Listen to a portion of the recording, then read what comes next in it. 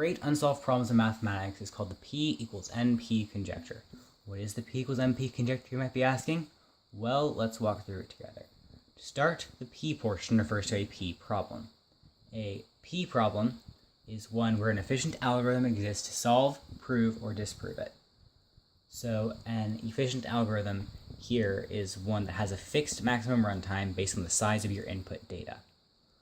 So algorithms will typically take longer if you've got bigger input data. One that's working with a number 28 billion is going to take a bit longer to work with than one working with the number 17. But size here does, just a quick note, refer to length, not to value. So an algorithm involving the number 1 billion would be qualified as the same size as the number 9,999,999,999,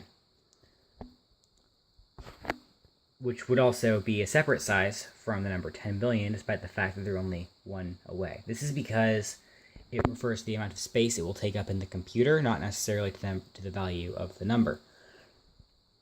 So the NP portion of the P equals NP conjecture, by contrast, means that the solution is easily verifiable and could be found by dumb luck.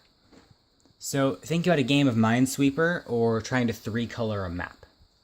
So in this game of Minesweeper, since we've got 3 mines and these 3 squares are the only ones that haven't been opened yet, you pretty much know the mines have to be there. And if you were to click on all of these squares randomly, you could come up with this and figure out the solution that way. Same thing with this map. You can easily tell that no 2 touching regions have the same color, and you could easily drop in random colors and figure it out that way.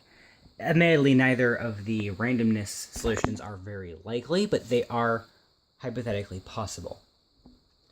So the problem here is, are all NP problems where you can easily tell the solution P problems, where you can have an efficient computer algorithm existing? So if you can prove or disprove the P equals NP conjecture, you would win $1 million, which is a great reason to attempt anything, is you get $1 million if you succeed. But in addition to this, there are more serious mathematical consequences. But first of all, let me just clarify, this will not end math if you prove it, because there are a lot of problems in math which are not NP. For instance, the Goldbach primes conjecture, you have to test your proof and make sure everything aligns, etc., which is a lot of mathematical proofs today. Furthermore, this would not shut down computer-based math if it's disproven, because there are still a lot of problems which are NP, and you can work through them still with an algorithm. However, if it is proven, it would greatly advance computer-based proofs.